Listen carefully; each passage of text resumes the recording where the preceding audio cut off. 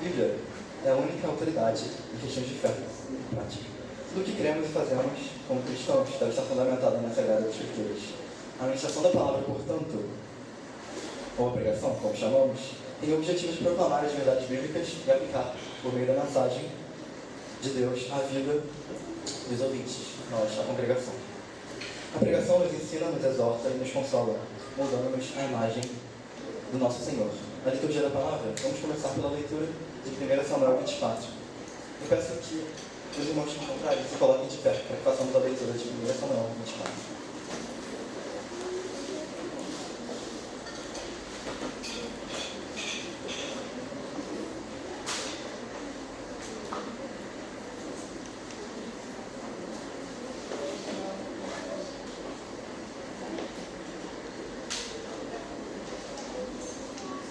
Samuel 24, a gente vai ler todo o capítulo. Nossa irmã Ana Luísa vai conduzir essa leitura para a gente nessa manhã.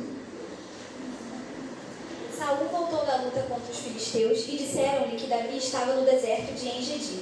Então Saul tomou 3.000 de seus melhores soldados de todo Israel e partiu à procura de Davi e seus homens, perto dos rochedos dos bodes selvagens. Ele foi aos currais de ovelhas que ficavam junto ao caminho. Havia ali uma caverna e Saul entrou nela para fazer suas necessidades. Davi e seus soldados estavam bem no fundo da caverna. Eles disseram: "Este é o dia sobre o qual o Senhor falou a você. Entregarei nas suas mãos o seu inimigo para que você faça com ele o que quiser." Então Davi foi com muito cuidado e cortou uma ponta do manto de Saul, sem que este percebesse. Mas Davi sentiu bater-lhe o coração de remorso por ter cortado uma ponta do manto de Saul. E então disse aos seus soldados: "Que o Senhor me livre de fazer tal coisa a meu senhor, de erguer a mão contra ele, pois é ungido do Senhor." Com essas palavras, Davi repreendeu os soldados e não permitiu que atacassem Saul. E este saiu da caverna e seguiu seu caminho. Então Davi saiu da caverna e gritou para Saul: "Ó rei, meu senhor." Quando Saul olhou para trás, Davi inclinou-se com o rosto em terra e depois disse: "Por que o rei dá atenção aos que dizem que eu pretendo fazer-te mal? Hoje o rei pode ver com teus próprios olhos como o Senhor te entregou em minhas mãos na caverna." Alguns insistiram para que eu te matasse, mas eu te poupei, pois disse: "Não erguerei a mão contra o meu senhor, pois ele é o ungido do Senhor." Olha, meu pai, olha para este pedaço do teu manto em minha mão. Cortei a ponta de teu manto, mas não te matei. Agora entende e reconhece que não sou culpado de fazer-te mal ou de rebelar-me. Não te fiz mal algum, embora estejas à minha procura para tirar minha vida. O Senhor julgue entre mim e ti. Vingue ele os males que tens feito contra mim, mas não levantarei a mão contra ti. Como diz o provérbio antigo: dos ímpios vêm coisas ímpias, por isso não levantarei minha mão contra ti. Contra quem saiu o rei de Israel? A quem está perseguindo? A um cão morto, a uma pulga. O Senhor seja juiz e nos julgue. Considere ele minha causa e a sustente. Que ele me julgue, livrando-me de tuas mãos. Tendo Davi falado todas essas palavras, Saul perguntou: "É você, meu filho Davi?" E chorou em alta voz. "Você é mais justo do que eu", disse a Davi. "Você me tratou bem, mas eu o tratei mal. Você acabou de mostrar o bem que me tem feito. O Senhor me entregou em suas mãos, mas você não me matou. Quando um homem encontra um inimigo e o deixa ir sem fazer-lhe mal, o Senhor o recompense com o bem, pelo modo com que você me tratou hoje. Agora tenho certeza de que você será rei e de que o reino de Israel será firmado em suas mãos. Portanto, jure-me pelo Senhor que você não eliminará meus descendentes, nem fará meu nome desaparecer da família de meu pai." Então Davi fez seu juramento a Saul, e este voltou para casa, mas Davi e seus soldados foram para a fortaleza. Vamos orar? Senhor Deus, nós te agradecemos por esse tempo em torno da tua palavra. Te pedimos, Senhor, fala aos nossos corações nesse momento. Espírito Santo, que essa palavra possa encontrar terra fértil, onde cresça e frutifique para a tua glória. Nós te pedimos, deixa os nossos ouvidos bem atentos, para que tudo que foi dito aqui, que venha de ti, possa encontrar lugar em nossas vidas, para que nós saiamos daqui transformados pela tua palavra, pelo poder que dela emana. Que nós pedimos no teu santo e poderoso nome, Jesus. Amém e amém. Os irmãos podem se sentar.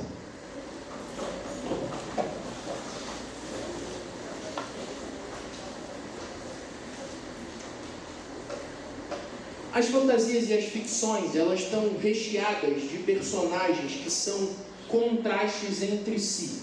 Muitas são as histórias onde a gente encontra protagonistas e antagonistas que estão representando forças opostas. A história vai caminhando de maneira que essas duas figuras, elas representam valores opostos e esses valores vão sendo reforçados à medida que essas figuras vão cumprindo as suas ações. Tá meio etéreo, vamos pensar em exemplo. Por exemplo, Superman e Lex Luthor. A gente tem dois personagens antagônicos. Superman é um alien que luta pela humanidade. Alguém que não é da Terra, mas vem para a Terra, encontra amor. E porque encontrou esse amor na família que o acolheu, então ele agora é um campeão da humanidade. Lex Luthor é um humano, mas a preocupação dele, no entanto, não é com a segurança humana, embora seja esse o discurso que ele faz. Mas a preocupação do Lex Luthor é poder. O que ele tem é ganância por controle. Ele quer controlar todas as coisas e o Superman é um impedimento para isso, porque é uma força que pode detê-lo.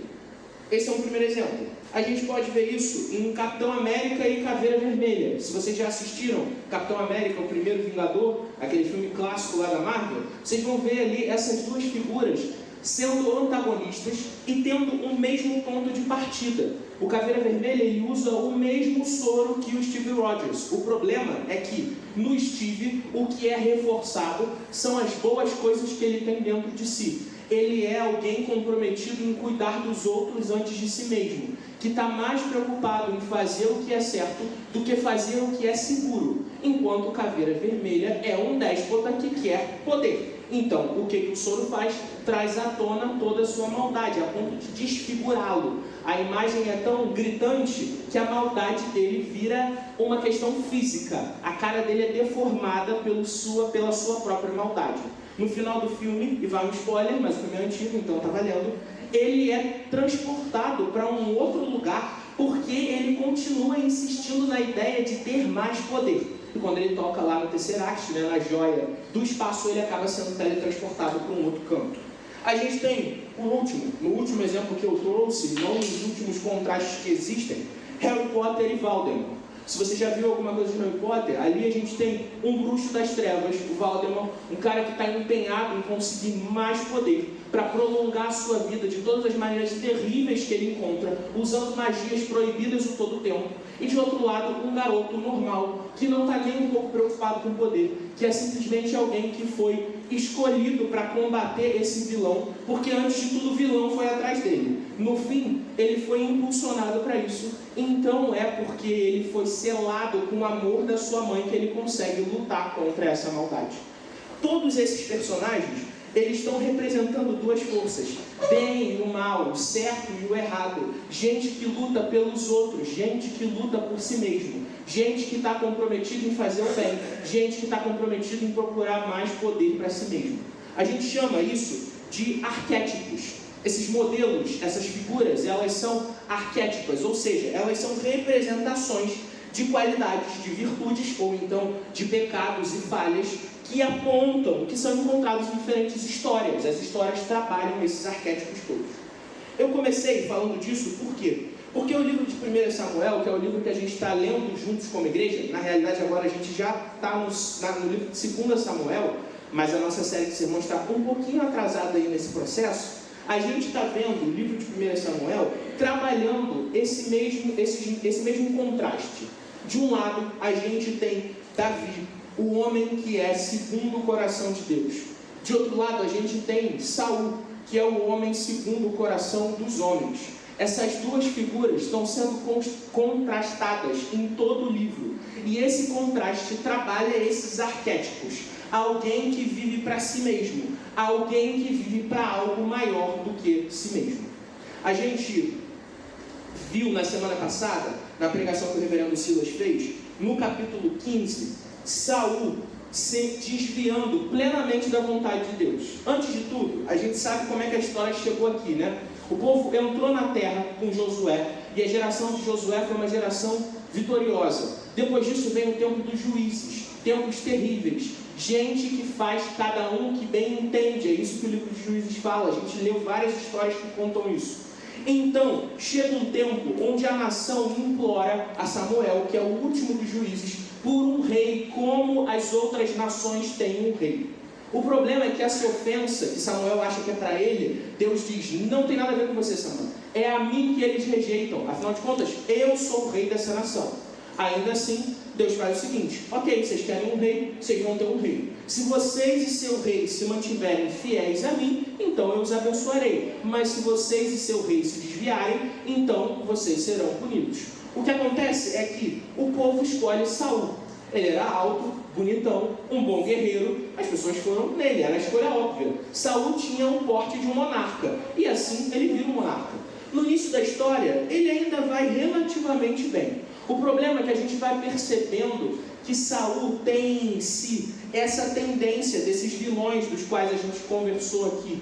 Ele tem um desejo por mais poder e por fazer aquilo que ele mesmo quer fazer. O ponto de Saul não é viver para Deus, não é agradar a Deus, mas é cumprir as suas próprias vontades. Se para isso eu tiver que fazer um ritual ou outro, sacrificar um ou outro boi, fingir que eu vivo para a glória de Deus, ok. Enquanto isso me for favorável, bora lá. E é isso que ele faz. O problema é que com o tempo isso vai ficando escrachado. E no texto que a gente leu na semana passada, a gente viu isso. Saul descumpriu a ordem do Senhor, fez o que bem quis. E o que Deus faz é dizer para Saul, Saul, eu te rejeitei. Como você me rejeitou, eu te rejeitei. Outro reinará no seu lugar. E no capítulo 16, Samuel é levado até a casa de Jessé, o pai de Davi. Ele olha para todos os irmãos mais velhos de Davi, pensando que vai ser um daqueles, outros com porte de monarca. Então é o garotinho remelento, baixinho, que cuida das ovelhas, que é escolhido por Deus. E Deus justifica a sua escolha, embora não precisasse, dizendo o seguinte, eu vejo o coração, enquanto vocês veem a aparência, eu vejo o coração. Davi então é o ungido rei. Mas o que acontece em seguida, no capítulo 17, não é Davi subindo no trono. Porque, embora tenha sido ungido rei, ele continua sendo um pastor de ovelha num pequeno distrito de Israel. O que acontece é que, no capítulo 17, a gente tem um registro daquela clássica história, Davi e Golias. A gente vê Davi indo até o campo de batalha, já que Israel está lutando com os filisteus mais uma vez. E aí, nesse campo de batalha tem um gigante, esse gigante está amedrontando o povo de Deus. Davi chega lá com a funda dele e diz o seguinte, com nenhuma arrogância, mas com uma humildade tamanha, eu vou contra o gigante. Por quê? Porque o Senhor dos Exércitos está comigo. É Ele quem vai derrotar o gigante. Então, vamos lá. Não tem por que vocês terem medo, Israel. Tenham coragem. Quem está com a gente é muito maior do que esse gigante. É o próprio Deus, Criador de todas as coisas. Então, ele encara o gigante com 5 pedras. Usa uma só. Vai direto na testa, o gigante tomba, ele corta a cabeça e Israel sai vitorioso. Depois disso, uma canção começa a correr às cidades de Israel. Saul matou milhões, Davi matou centenas de milhões. O povo é super emocionado, ele tinha matado um camarada. Era grande, mas era um. Mas a galera começa a cantar essa música. E Saul escuta a música. E a partir daí, a partir do capítulo 18, até o capítulo que a gente acabou de ler, e mais para frente ainda, Saul vai implementar uma perseguição ferrenha a Davi. Ele sente ciúme, porque ele percebe que Davi é aquele que Deus chamou para ser rei no lugar dele. Então, o que ele decide fazer? Vou matar esse camarada. Não tem outra opção. Eu não queria isso. Eu sou um cara do bem, mas eu vou ter que matar ele. Não tem o que fazer, não tem reconciliação. E Saul implementa uma perseguição a Davi. Davi foge e leva consigo um grupo de homens, um tipo de pequeno exército. E eles vão passando de cidade em cidade por vários perrengues. No fim das contas, ele vai parar lá na terra dos filisteus, vai viver um tempo com o inimigo da nação, porque é o lugar onde ele encontrou abrigo, para vocês terem ideia da coisa. Quando a gente chega nesse capítulo 24, a gente tem a primeira oportunidade de Davi de matar Saul. Primeira, porque mais à frente ele vai ter outra chance dessa. Mas das 2 vezes, Davi deixa passar. Ele deixa passar. Saul entra na caverna, e Saul deve ser o tamanho de um pateta, porque tem um exército dentro da caverna, e ele não viu. Mas, sendo honesto, provavelmente estava muito escuro. Ele vai lá, talvez para fazer as necessidades dele, E aí, o exército fala assim, Davi, agora é a hora. Mata esse camarada. Foi Deus quem te ungiu. Isso é um fato. O texto diz: Deus escolheu Davi para ser rei. Então, o trono é de Davi por direito. Percebam isso, o trono é de Davi por direito. Então, o que aqueles homens estão fazendo não é incitar um ato que seria em si mesmo maluquice. Por quê? Porque faz sentido. Se Davi for ungido rei, então agora é a oportunidade. Mata o seu inimigo que te persegue por nenhuma razão e toma o trono que é seu por direito, instituído pelo próprio Deus. A resposta de Davi, no entanto, é: não vou. E a justificativa dele a gente encontra lá no verso 6. E eu quero te convidar a ler o verso 6 de novo do capítulo 24. Quando os soldados estão insistindo com ele, ele responde aos seus soldados: que o Senhor me livre de fazer tal coisa ao meu Senhor, ao ungido do Senhor, de erguer a mão contra ele, pois é o ungido do Senhor. Davi, ele sabe que Deus o chamou, mas ele também sabe que Saul foi chamado por Deus. O reinado de Saul é rejeitado por Deus porque Saul se desvia. E Deus havia prometido: se o seu rei for fiel, eu os recompensarei, eu os abençoarei. Mas se vocês e seu rei se desviarem, então eu os punirei. Isso estava avisado. Deus rejeita Saul, mas Saul ainda é a autoridade instituída por Deus, e Davi reconhece isso. E é com esse senso de que Saul ainda é o rei, e assim o será até que Deus o tire do trono, que Davi não faz aquilo que ele podia ter feito: matar o seu inimigo. A gente percebe uma outra ideia que brota aqui na percepção de Davi, quando ele está dialogando com Saul, que é sobre a questão da vingança. No versículo 12 ele diz assim: o Senhor julga entre mim e ti, vingue ele os males que tem feito contra mim, mas não levantarei a mão contra ti. Davi não está fingindo que Saul é um camarada legal. Ele sabe que o que Saul está fazendo é errado. Ele não cometeu crime algum. Ele não tentou nada contra a vida de Saul. Simplesmente ele foi ungido rei pelo próprio Senhor. E o que ele está fazendo é esperar. Ele não está fazendo nada. Davi estava seguindo a vida dele tranquilamente, inclusive trabalhando para Saul, ajudando os exércitos de Saul, sendo o melhor amigo do filho de Saul, casando com a filha de Saul. Que mal ele fez? E ele pergunta isso para Saul: por que você está dando ouvido para alguém que tenha te dito que eu vou fazer alguma coisa contra ti? Porque eu não tentei nada. Mas então o que ele diz é: que o Senhor julgue entre mim e ti. Que o Senhor julgue entre mim e ti. Que ele vingue os males que tem feito contra mim, mas eu não levantarei a mão contra ti. Na sequência, no verso 13, Davi traz uma outra ideia quando ele diz assim: como diz o provérbio antigo, dos ímpios vêm coisas ímpias, por isso não levantarei a mão contra ti.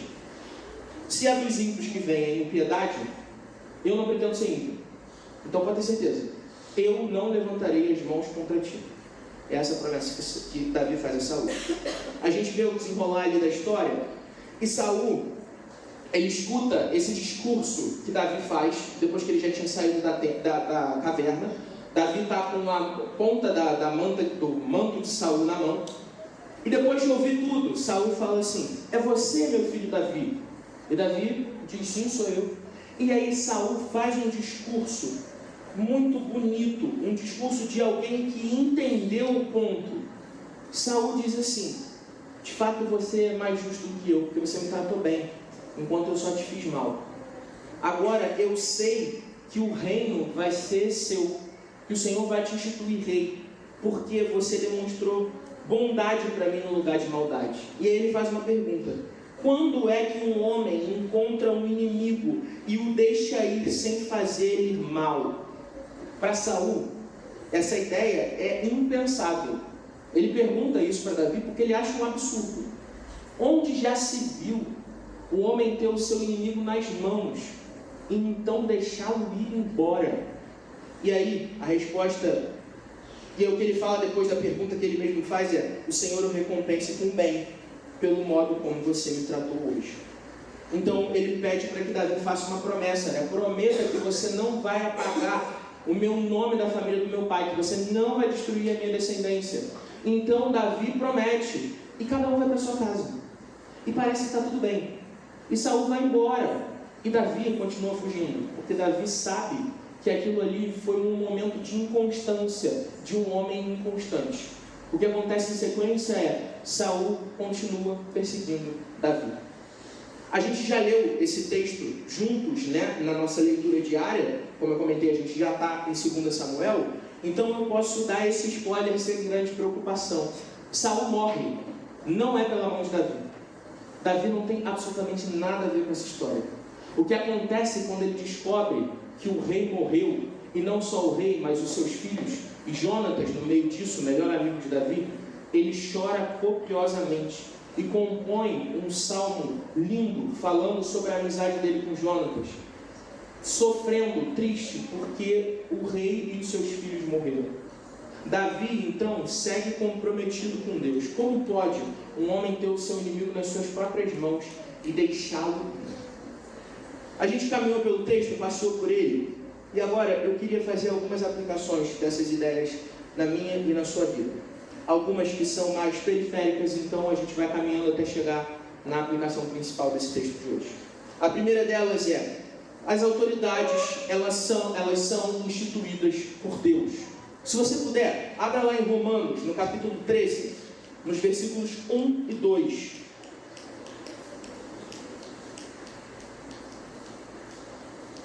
Romanos 13, 1 e 2, quando o apóstolo Paulo diz assim: todos devem sujeitar-se às autoridades governamentais, pois não há autoridade que não venha de Deus. As autoridades que existem foram por ele estabelecidas. Portanto, aquele que se rebela contra a autoridade está se opondo contra o Deus que instituiu. E aqueles que assim procedem trazem condenação para si mesmos. A gente tem aqui o reforço dessa ideia que Davi está ressaltando aqui. As autoridades são instituídas por Deus. Mas agora vamos lá, porque com certeza essa pergunta surgiu na sua cabeça. O que a gente faz quando as nossas autoridades estão completamente distantes da vontade de Deus? O que a gente faz quando aqueles que foram postos em situações de governo sobre as nossas vidas, seja no poder público, seja nas nossas igrejas, porque isso pode acontecer, se desviam da vontade de Deus?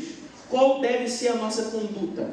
Nos calarmos, como se então nada pudesse ser feito? Não. Existe um jeito da gente lidar com isso. A Escritura nos chama a clamar pelas nossas autoridades, aqueles que foram instituídos acima de nós. O chamado é para orar pelas autoridades e também orar por aqueles que são nossos inimigos. Pensem nos crentes que estão em países onde sofrem perseguição descarada. Eu não estou dizendo de reprimenda na faculdade pública quando você diz que é crente, porque isso a gente experimenta. Mas isso é muito mais suave se comparado a gente que é perseguida e morta em países onde a fé cristã não pode ser confessada publicamente. E aí o que essas pessoas fazem?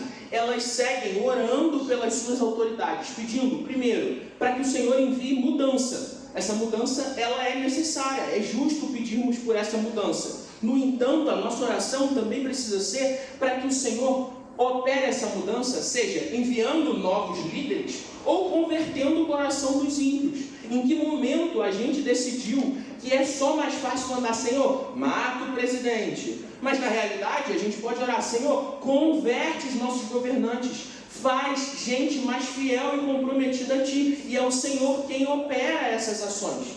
Isso aqui é uma confiança de que Deus continua cuidando dos seus, e Ele faz isso também através das autoridades que Ele instituiu.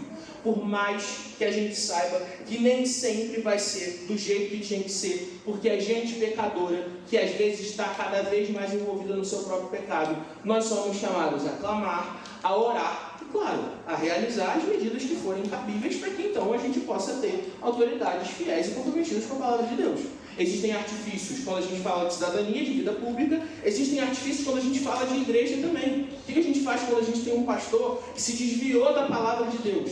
Existem meios para que você não pega a bunda desse pastor. E deve existir, porque o compromisso nosso é com a palavra e só com a palavra. Essa é a primeira ideia. A segunda ideia que o texto traz para a gente é que a vingança, ela pertence ao Senhor. E eu vou usar o apóstolo Paulo de novo, na mesma epístola aos Romanos, no capítulo 12, nos versos 19 a 21. Você está pertinho aí, então abre lá comigo, 19 a 21 do capítulo 12 de Romanos. Amados, nunca procurem vingar-se, mas deixem com Deus a ira, pois está escrito: minha é a vingança, eu retribuirei, diz o Senhor. Ao contrário, se o seu inimigo tiver fome, dá-lhe de comer, se tiver sede, dá-lhe de beber. Fazendo isso, você amontoará brasas vivas sobre a cabeça dele. Não se deixem vencer pelo mal, mas vençam o mal com o bem. Mas vençam o mal com o bem. Meus irmãos, que dificuldade, que sincera dificuldade é viver isso. Porque a gente sabe que o que acontece é, a gente quer justiça pelo mal que é feito. E o desejo de justiça, ele é válido, desde que essa justiça esteja submetida ao Deus que é justo juiz, sabendo que a vingança não é nossa, mas do Senhor. Esse é o entendimento que Davi tem. Davi sabe que a ação de Saul é errada. Deus vai vingá-lo no tempo que o próprio Deus quiser. E é isso que Davi faz. Ele aprende a esperar e confiar em Deus. No entanto, essa justiça não pode ser aquela justiça própria de alguém que pisa no meu calo. Então eu quero um tipo de restauração pessoal. Eu quero pisar no sangue de fulano de tal, porque ele me fez mal. E às vezes esse é o desejo do nosso coração. Às vezes brota dentro de nós, começa a surgirem erupções dessa ira desmedida, que não tem nada a ver com a palavra de Deus, que não tem nada a ver com os filhos de Deus. E isso é um problema. Acima de tudo, confiança de que Deus cumpre os seus desígnios. Davi sabia que no tempo oportuno ele se tornaria rei. Por quê? Porque foi Deus que prometeu. Então ele não se preocupa com vingança, porque ele sabe que a vingança virá no tempo que tiver que vir. E no tempo certo, Deus cumprirá os seus desígnios e propósitos. Gente que entrega a sua vingança a Deus é gente que sabe confiar em Deus. E é difícil mesmo, mas é isso que a gente está sendo chamado a fazer. A terceira aplicação que a gente encontra são os ímpios que vivem impiedosamente. Enquanto estava preparando esse sermão, eu li Davi falando sobre esse provérbio e eu achei muito bacana. Assim, foi a primeira ideia do texto que brotou assim na minha cabeça. Por quê? Porque a resposta de Davi para não tocar em Saul é como diz o ditado: são os ímpios que vivem impiedosamente. Tipo assim, irmão, eu não sou ímpio, então eu não vou viver como ímpio. São os ímpios que fazem impiedade. Isso está óbvio para Davi. E a gente fala isso aqui e parece óbvio para a gente. Mas o problema é que às vezes no dia a dia a gente pode cometer duas ações diferentes. Uma é nos conformarmos com atitudes impiedosas dos santos.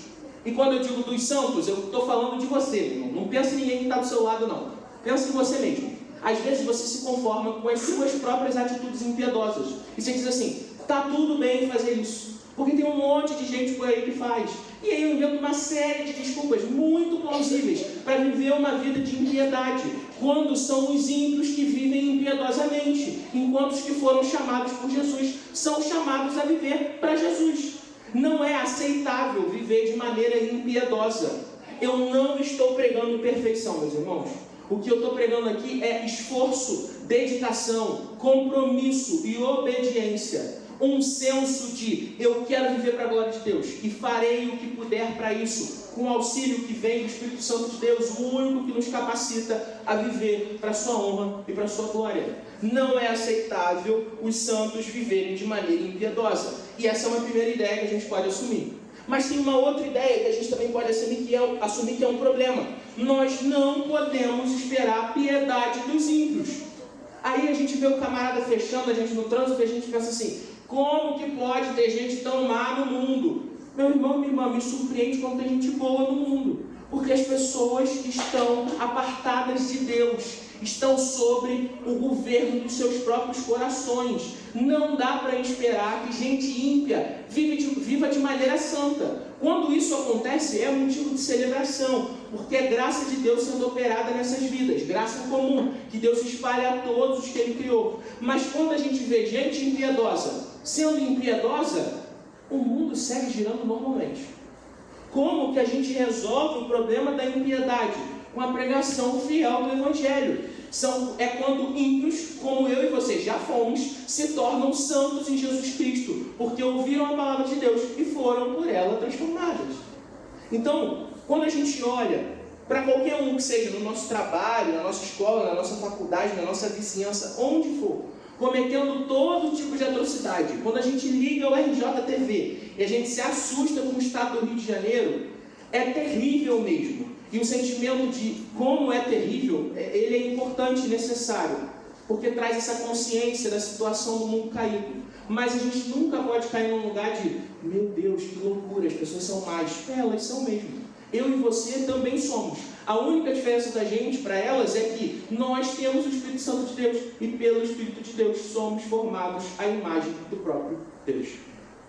A última aplicação que eu queria fazer, e é a que eu considero o coração desse sermão, é uma pergunta, que é a pergunta título desse sermão. Se você olhar aí no seu boletim, inclusive lindo boletim que foi preparado com muito carinho pelo nosso irmão Christian, tem o título do sermão aí: O que nos governa?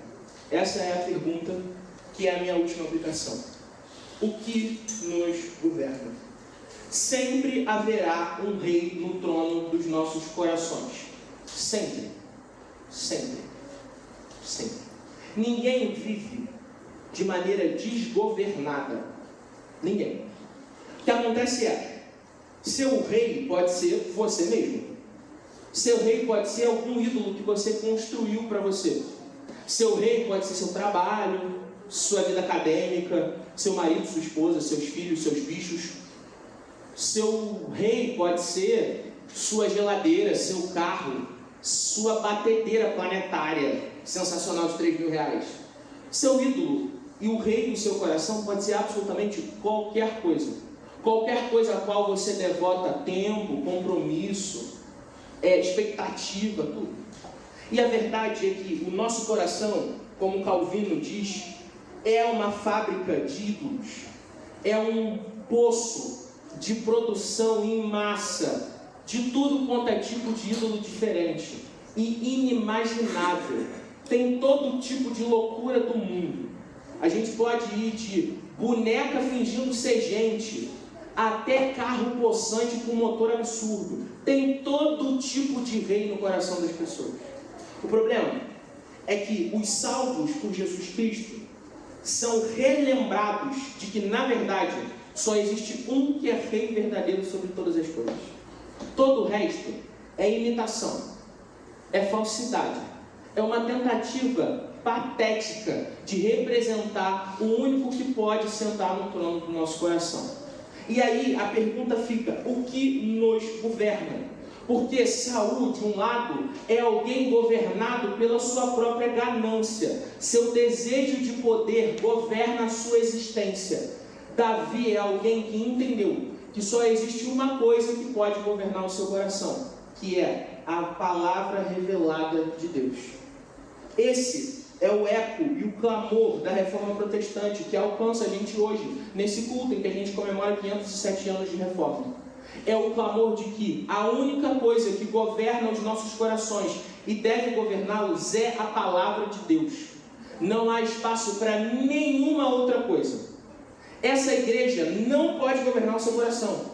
Os pastores que sobem nesse púlpito não podem governar os seus corações. Uma boa teologia não pode governar o seu coração. O melhor tipo de livro cristão que você encontra não pode governar o seu coração. Só a palavra de Deus governa as nossas vidas, porque é a vontade revelada do Rei sobre todas as coisas. Quando Davi entende que o governo da vida dele é o governo do próprio Deus, então a pergunta que Saul faz é absurda pelo oposto. Quando Saul pergunta: como pode um homem ter o seu inimigo nas mãos e deixá-lo ir? O absurdo é porque aquele que é governado por Deus nem pensa na possibilidade de não deixá-lo ir. É absurdo porque não faz sentido tentar tirar a vida do outro porque sabe que ela pertence a Deus. Não faz sentido porque sabe que toda a existência está sendo orientada por esse Deus que conduz todas as coisas para o cumprimento da sua vontade. A gente começou esse tempo aqui juntos falando sobre esses tantos de arquétipos que existem, esses tantos de representações dessas dualidades de bem e mal que tem por aí. O problema de toda a metáfora, de todo arquétipo, de todo o modelo, é que ele é falho em alguma medida, em apontar para aquilo que é o fato real. O que todas essas histórias estão querendo contar é a mesma coisa, mas elas só conseguem fazer isso em parte. O verdadeiro modelo que a gente tem de alguém que vive completamente para cumprir o que é bom, para se sacrificar pelos outros, para viver a vida do amor, é o nosso Senhor Jesus Cristo, o único que cumpriu isso plenamente. Todos esses bons personagens apontam para Jesus e para a sua obra redentora. Jesus é aquele que é plenamente governado pela vontade do Pai. Quando os discípulos perguntam para Jesus naquela situação, no poço em Samaria, se alguém deu alguma coisa para ele comer, porque estava na hora do almoço, e ele estava de papinho com uma mulher samaritana, olha que loucura, os discípulos perguntam para ele, será que alguém lhe trouxe comida? E eles tomam coragem e vão lá, Senhor, você já comeu? E Jesus responde assim, a minha comida é fazer a vontade daquele que me enviou e concluir a sua obra. E os discípulos não entendem nada. Jesus está dizendo que o compromisso dele é com a vontade do Pai. Jesus é governado pela palavra de Deus. Ele vive integralmente para a glória de Deus.